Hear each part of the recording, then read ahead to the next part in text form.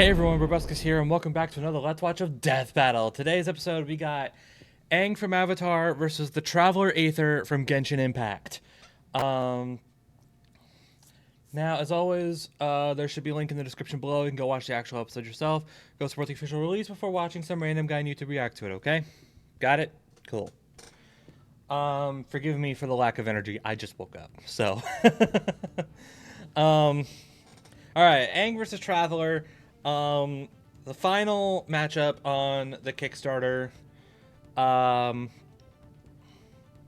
So from here on out, aside from Geats versus Nero, and I guess technically Light versus Columbo if you want to count that, we're in completely uncharted territory after this episode is finished, and that's both exciting and terrifying. But how do I know these characters? Well, I'm gonna be honest.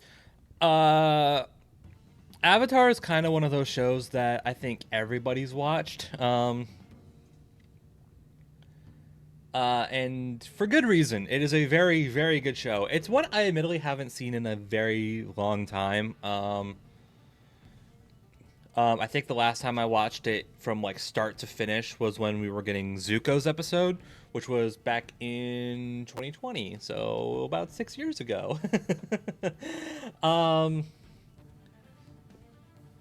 It's something I've thought about getting into again. I watched Korra the year afterwards, for her episode, and I thought that was just okay.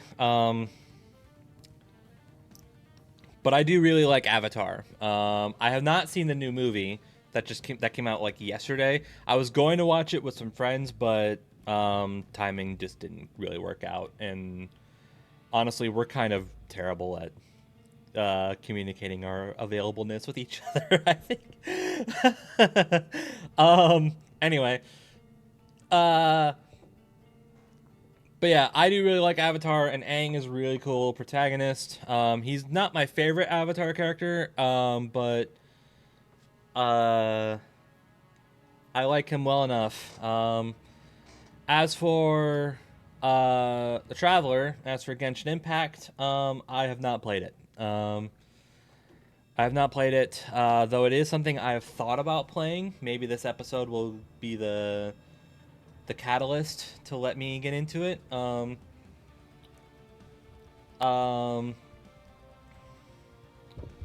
It's something I've thought about, and like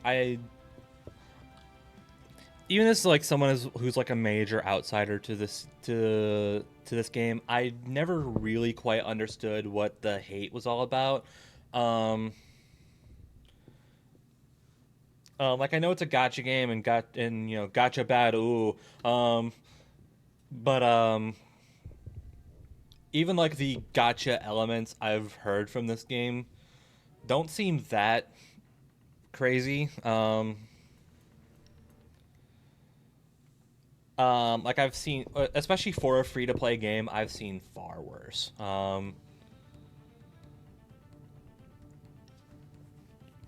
Me personally, my own 2 cents on on that sort of thing is, as long as you don't need to get yourself into it to play the game, like if you're in it to play the game normally, and you don't need to pay for anything to do so, then I think it's fine. Especially since it is free to play. It's not like a mobile game where like you play it for a little while and then you get to a point where you either have to wait for days on end or you pay for it. It's not like that at all. At least not from what I've heard. So I don't know. It's something I might get into, but at the moment I have not. So I have no opinion on the game. I have no opinion on the Traveler as a character. So I think it's pretty obvious where my biases lie. um,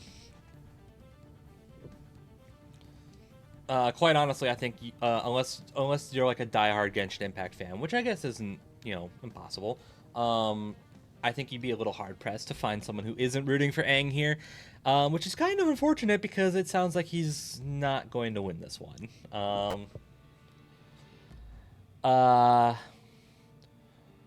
So the way I see it, the way it's been described to me, and the way I personally view it is Aang is better as a fighter and has more experience, especially thanks to the Avatar state.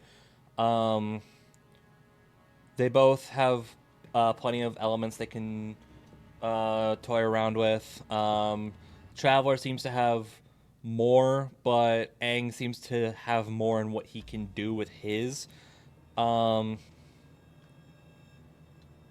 It's sort of like a quality versus quantity, so to speak. I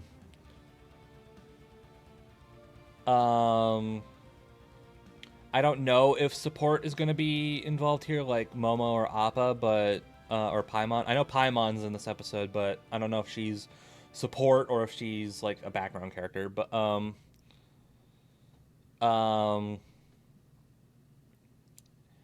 if support is there, I mean, Appa's pretty strong, being a Sky Bison and all, but I don't see much that he could do that Aang can't. And then Momo is just kind of a tricky little creature.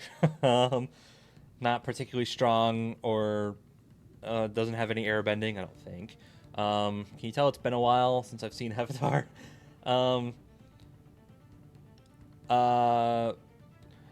Meanwhile, the Traveler just has more like actual support on his side that's like more useful and helpful. But even if support isn't a factor, the Traveler is just way more powerful and way faster. Like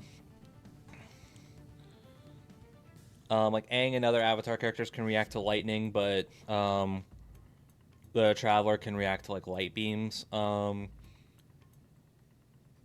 And then like Aang probably scales to Kyoshi, who moved an island, whereas Traveler scales to someone who pulled down the moon, I think.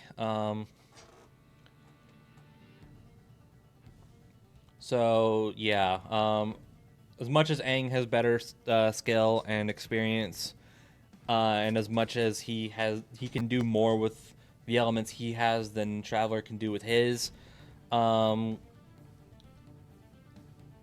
It kind of sounds to me like all that's going to do is just delay the inevitable.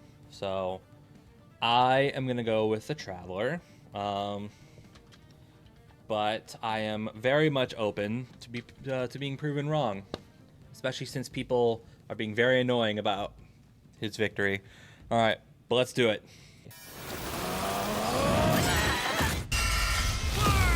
Good start. Aang the Avatar versus Aether the Traveler. Which journeyman will come out on top in this elemental battle? He's Wiz and I'm Boomstick. And it's our job to analyze their weapons, armor, and skills to find out who would win a death battle. For Avatar's sake, I do hope this is a good episode because, Earth, man, fire, they need it. Air. Long ago, the four nations lived in harmony, united by a master of the elements, the Avatar. This Avatar reincarnated as different people for centuries, all with their own struggles. And man, was that true for our boy Aang. Not at first, of course, thanks to his master and guardian, Yatso. As a cheeky little air nomad, Aang traveled the world causing shenanigans, all while learning to control the winds with air bending. Based on the real-life martial art Bagua Zhang, airbending is the most spiritual of the four bending styles, focusing on evading and diverting attacks through circular motions. With even the smallest movement, Aang can create tornadoes, run like the wind, and block hypersonic explosions. The perfect style for a twinkle-toed goofball like Aang. He even invented his own technique, the air scooter. How does he not fall off that thing? Add in a glider staff for flight, and the sky was the limit. But you know how it goes. Everything changed when the Fire Nation attacked. Yeah. Their conquest spread, war was inevitable, and Aang was the only one who could save the world. Yeah, he wasn't happy with all that, and being forcibly separated from Gyatso. He was just a kid, so he froze up. Like, literally, Yeah. he accidentally froze Literally himself froze in his up- adorable literally froze Sky up. Bison Appa for 100 years. Until he was awakened by the Water Tribe siblings Katara and Sokka. Time wasn't kind to Aang's people. With no avatar to keep balance, the Airbenders, Aang's entire culture, were wiped out by the Fire Nation. Oh, that's rough, buddy. But Aang took the wake-up call to heart. Okay. As the Avatar, it's Aang's duty to understand the world's people, learning their cultures, their sadness, joy, and humanity. And what better way to do that than learning how they kick ass? From the Northern Water Tribe and his tween crush, Aang learned waterbending.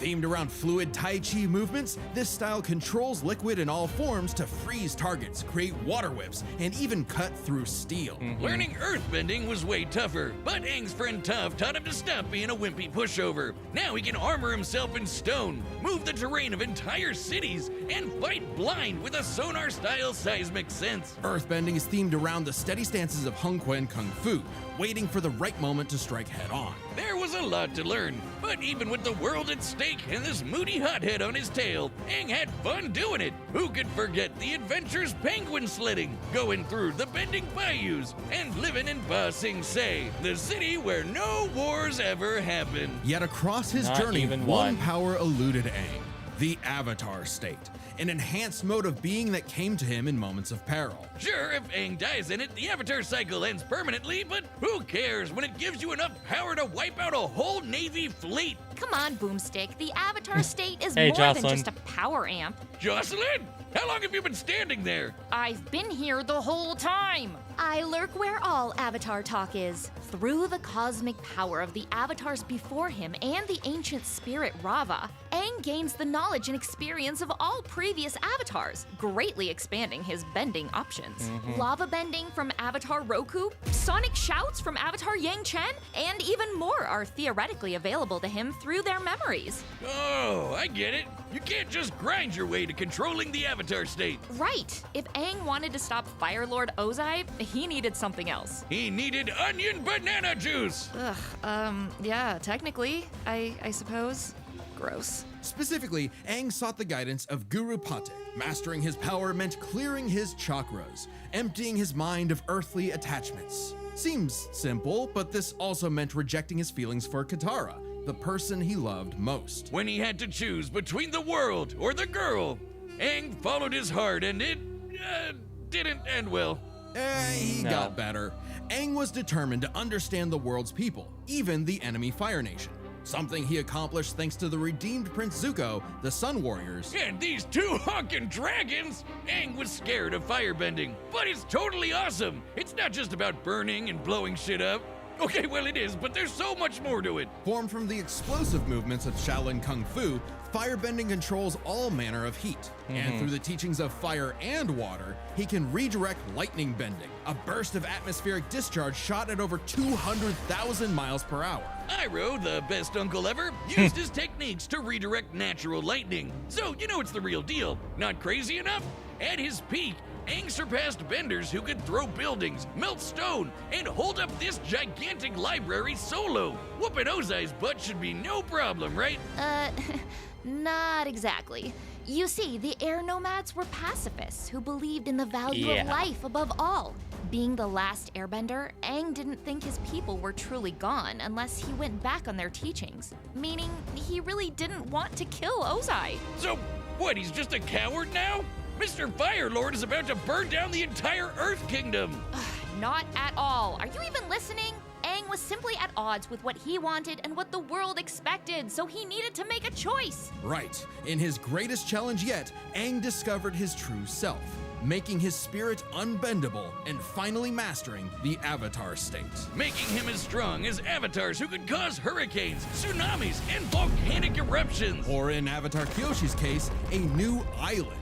As in, she broke off nearly 30 square miles of a peninsula to form a new landmass. But to defeat Ozai, Aang needed one final element, something few avatars had bent before: Energy bending. Not the easiest thing to do, but Aang totally overwhelmed Ozai, severing the tyrant's connection to fire and stopping his invasion, all while keeping his no-kill run intact. The ultimate FU to this warlord's ideology. Now that the Fire Nation had cooled off, Aang led a new era of peace with the United Republic of Nations, a place where all people could prosper and where a new generation and a new avatar would take the reins. He even got hitched with Katara. Take that, Zutara shippers! I will end you. For all his doubts, Aang Okay. fulfilled the Avatar's destiny and then some, and he did it in a way that was true to who he was. Because before being the Avatar, or even an airbender, the greatest thing he could ever be was himself.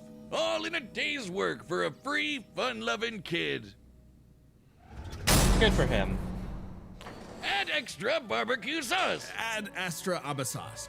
Welcome to Teyvat, a mysterious land governed by godly archons that drew the eye of someone beyond the stars, Aether. AKA the Traveler, who escaped his dying world with his sister Lumine in search of the flowers that bloomed on their lost home, only to crash land, awaken to an apocalypse, and get cubed by this jerk. Separated from his sister, Aether awoke, again, in a new, less apocalyptic age, and fished up his own pathetic pet pixie, Paimon. Yeah, she makes for good emergency food. With his new guide, Traveler to the windy country of Mondstadt to find his link to the past, but got a Breath of the Wild glider instead. And his first element, Anemo, letting him make air slashes, tornadoes, and of course, Windblade! But guess what? Traveler wasn't the only one with a power like this. Teyvat was full of blessed people wielding these relic things called visions. vision bearers can imbue their weapons and bodies with elemental power, summon items, and use a special, well, vision to perceive the elements around them. Normally, they're limited to a single element, but Traveler is just built different. Yep. Through Paimon's guidance, he began collecting elements from mysterious statues across Teyvat. No vision relic needed for him. Each nation had a new culture, a new element, a new crisis. And new character banners. When asked to play a sleuth for a murder case in Liyue, Traveler wasn't interested. A corpse couldn't tell him where his sis was, but he was roped in anyway and got the Geo ability to form rock constructs and eruptions of Earth. When Aether ventured to Inazuma, he didn't care about its war with the vision bearers and their archon either, until he saw the suffering caused by its tyrannical rule, and joined the resistance with electro abilities, fighting the powers that be using electric buzzsaws, thunderblades, and lightning. He even learned to dodge lightning. Other Electro users like my wife Lisa can conjure storms. No shock when my adopted daughter Klee made explosions that raised mountains. Traveler met all kinds of people like this. You know the type. Twinks. Yeah, Teyvat has its own laws, Boomstick. Many twinks being one of them. Maybe two or three of them, actually. Been a while since we've seen you, Ringmaster. Ringmaster. Shut Nice up, to Wiz. see ya. This guy's been playing Genshin since launch. I know everything there is to know about the Genshin meta. Either can mix elements for different reactions. Basically, big elemental combinations. Geo crystallizes materials into special barriers. Electro mixed with water stuns foes. Anemo spreads elements around in swirls of destruction. Boom! Like how I combine beer and gunpowder. Exactly, Boomstick. Using Dendro, Traveler can form plant life that, when mixed with water and lightning, makes homing beams. Yeah, run from that.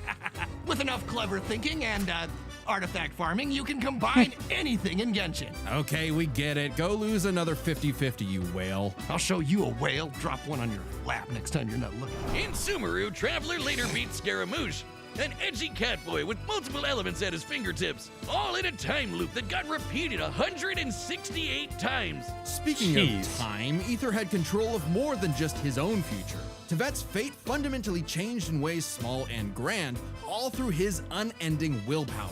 Because the Traveler was a descender, someone unbound by the land's destiny. Even this big tree that records all of the world's events had no idea he existed. Like when he helped defy the judgment of a biblical flood in Fontaine, where he mastered Hydro for his best Cuphead impression with water bullets. Heck, a dinosaur chose not to blow up the world just because Paimon and Traveler befriended it. When are we If getting that a wasn't Cuphead cool enough, episode? Traveler can, unrelated, turn into a dinosaur. Hell yeah!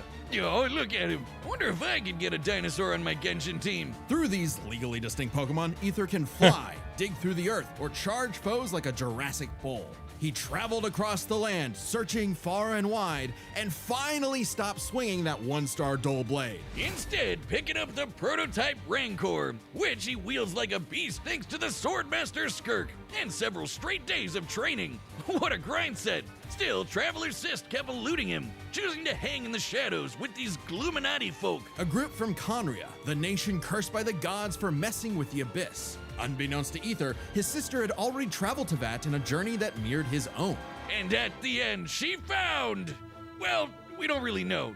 Not yet, at least. But whatever it is got her to side with the creepy villains. Lot twist! Eventually, Aether reached the nation of Natlan to fight in its never-ending war with the Abyss. He gained the Pyro element, learning to launch fireballs and explosions combined of flame with lightning. He didn't just dabble in fancy pyrotechnics. By connecting with the people there, Traveler achieved Night Soul's Blessing, a power-up state fueled by primordial element juice, strong enough to make a blade of fire hundreds of feet long. Hell yeah, that's strong enough to take down the heart of the Abyss, which is on the level of 5-star waifus like Mawika and the Raiden Shogun. An Archon who, in ages past, sliced Yashiori Island in two.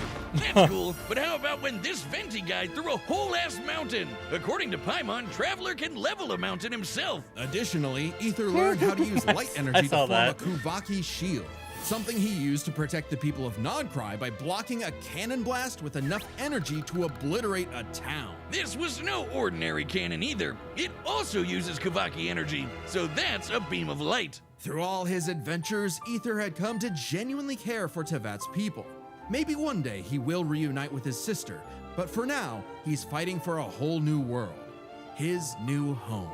Ooh, you need a higher adventure rank for that. Don't you worry, gang. I dumped all my savings into Primo Gems for this. We can't miss when those ice guys trying to kill the Traveler inevitably warm up to him.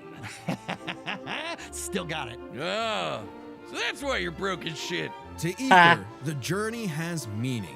The birds of Tevat, the songs of its people, they are all part of it.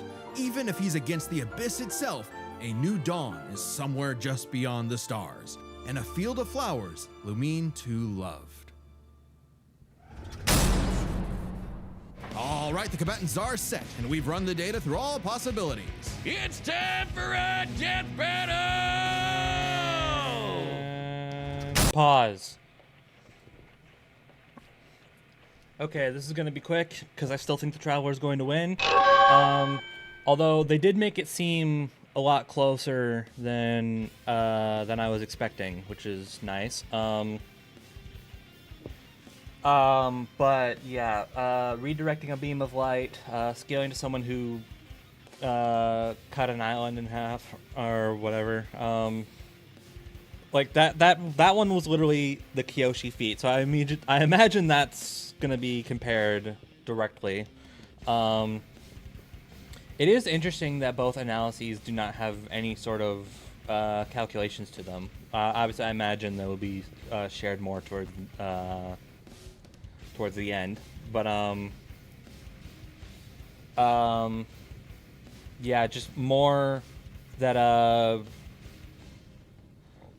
more elements to command, and again, I just think he's stronger and faster.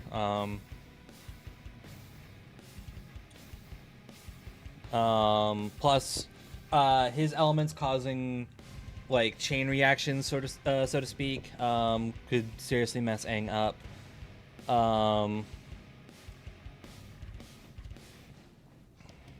So yeah, I still think the Traveler is going to win. But it'll definitely be interesting. Also, the fact that Momo and Appa didn't really get mentioned at all means there's probably not going to be much support here, except for Paimon. Anyway, yeah, I still going with the Traveler, but let's see what happens. Play. Windblade!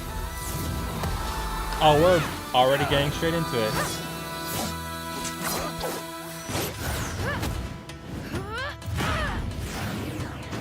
Interesting. 2 elements? Yeah, to imagine this is going to be really weird for Aang.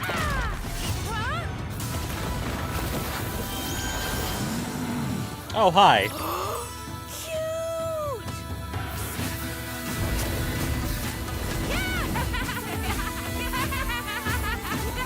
Okay, this is fun.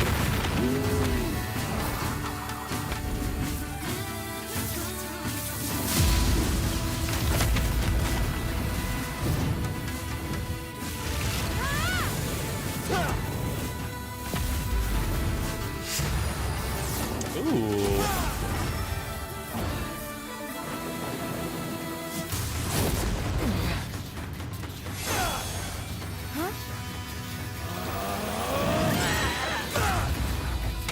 What happened there? What's going on?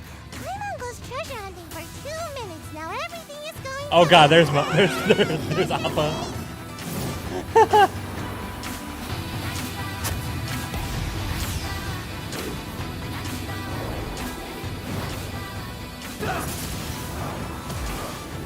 Cool glider. Can it do this?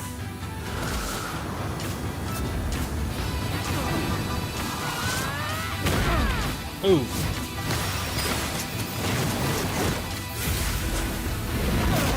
I take your water and I throw it right back at you.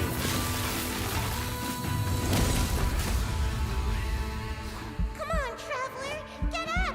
Never, ever, ever stop moving forward. Aang's looking pretty good so far. No one fights alone.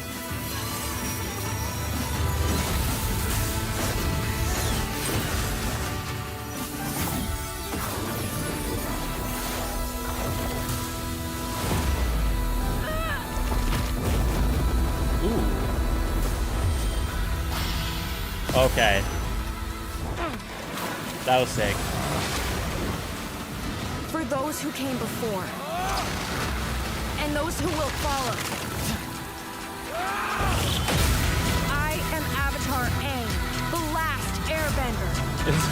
Are those the poses from the intro?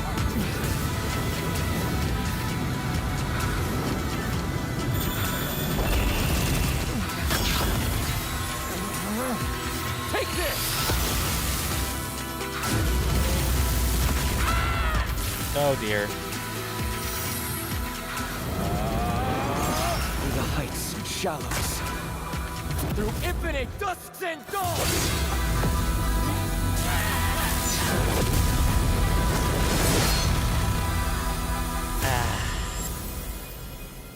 Unfortunate. Way to go, traveler. But does this mean no treasure?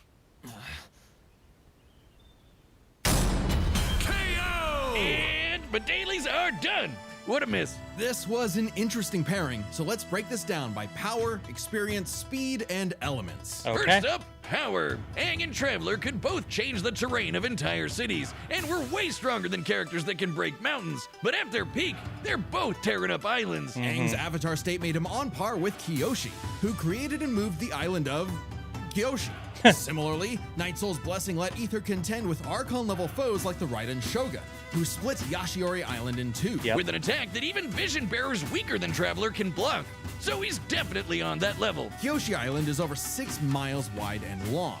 Kyoshi moved the island 17 miles offshore in 2 seconds. So we have everything we need to calculate the amount of kinetic energy this would require. Turns out it's basically the same as cutting through Yashiori Island, about 3,000 gigatons of TNT. So Oh. their power is tied up. Which means comparing Wow. their experience is crucial. Well, this is Mastered Aang's more to win. elements than Aang, but the Avatar state gave Aang centuries of knowledge. With the memories and abilities of past avatars, Aang's kit was so extensive in a way Aether had no real answer for. Not to mention, Aang's training was more focused. Traveler is skilled, sure, but his training was mostly just a means to finding his sister, while Aang's journey was all about mastering elements to combat other elements. Experience narrowly goes to Aang. Yeah. However, another important factor to consider is speed. In terms of mobility, both could roughly match the other. If Traveler was immobilized with earthbending, he could just dig his way out as a dinosaur. And Aang's airbending and glider meant he could easily counter Aether if he took flight. But in terms of raw reaction speed, Traveler had it in the bag. Yeah. Aang bending away lightning is crazy fast, but Traveler could dodge lightning much earlier in his journey, and now he can block that light speed Kuvaki laser. While lightning can move over 200,000 miles per hour, a beam of light can move 186,000 miles per second. Over 3,000 times faster than Aang. Traveler takes speed by a landslide. Yeah. So this all came down to the elements. who could turn the forces of nature against the other. At first, I actually thought this was Aang's dub. Aether's elemental control is remarkable, but most of his attacks are projectiles, spires, and very specific implements that Aang has bent away in the past. Aether has never shown the precision or creative flexibility that we've seen with Aang's bending. But throw in the combos of elemental reactions and the script flips. Yeah. Traveler could mix not just his elements, but also Aang's in ways that Aang could not. Bending was Aang's greatest strength, but also, against Traveler, a weakness. Because Aang usually had one or more elements around him, it gave Aether an easy access point through these combinations. When Aang used fire, Aether could use lightning to catch him in an overload. If Aang used water, Traveler's electrocharge could paralyze him, and so on. This isn't just a gameplay thing. Genshin characters like the lovely Lisa canonically say this is how the elements work. And unlike Aang, Aether has fought multiple people who can use multiple elements. The longer the fight went on, Yeah. the more Aether would trip Aang up with these combinations, some of which Aang could not bend. Aang could redirect lightning, sure, but what about electro buzzsaws, or an electrified tornado, or dendroblasts of pure plant energy? The Kavaki shield especially gave Aether a strong defense to fall back on. Since it was made of pure light, Aang had no way to remove it outside of brute force. By comparison, Right. Aang's wind barrier wouldn't block Traveler's elements. It would actually merge with them and create more combos that would target Aang himself. Not a great situation to be in. And No. since Aether's powers came from external earthly sources, like those statues, Aang could not depower him with energy bending, even if he theoretically overcame Aether's willpower. Willpower that is strong enough to alter the fate of the entire world. Sorry, Aang, but elements goes to the Traveler, cinching his victory. Either way you cut it, he was in his element. The winner Okay. is the Traveler, Aether. Okay, I'm ready for my cameo. Oh. Oh. Next time Poor dummy. on Death All Battle. right, what the hell is this? That was Ninjago. Is it Lloyd? Or is it Kai? Subscribe and Oh! join as a member to see more Death Wow, Battle. Ninjago Thanks versus for watching. Bionicle. Okay, wait, that's cool. Oh, I'm excited for that. Dude, I love Ninjago. That's a great show.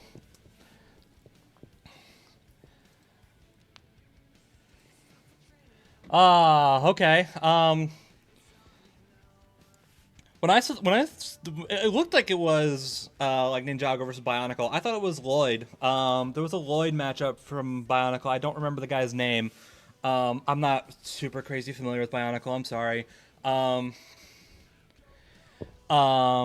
But yeah, that should be that should be cool. I'm excited for that.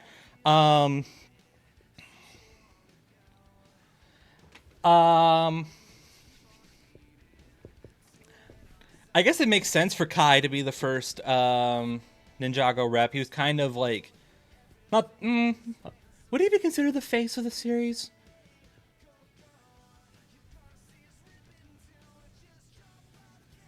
I mean, I don't know. Yeah. Still, I have no idea who I have no idea who the Kai versus Toa Tahu. I'm gonna go ahead and assume that's how that's pronounced. All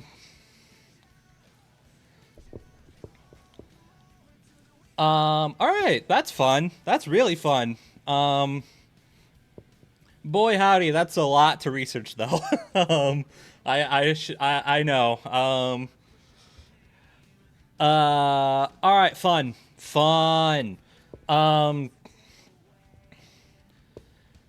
As for this fight, I thought this was fun. This is a word I'm using a lot, huh? I thought it was cool. It was very pretty for starters. The animation team definitely did a good job there. But yeah, the elements were used creatively. Aang seemed in character enough, at least. I can't speak for Traveler, obviously. As an Avatar fight, as an Avatar fan, I am satisfied with this fight.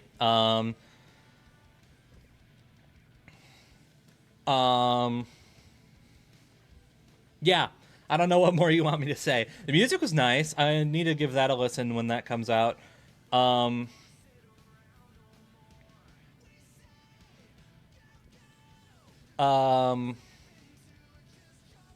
yeah, everything worked out super nicely, I would say. This was a really, really cool fight. It's just not one I have a whole lot to say on because, well, I'm only in it for one character.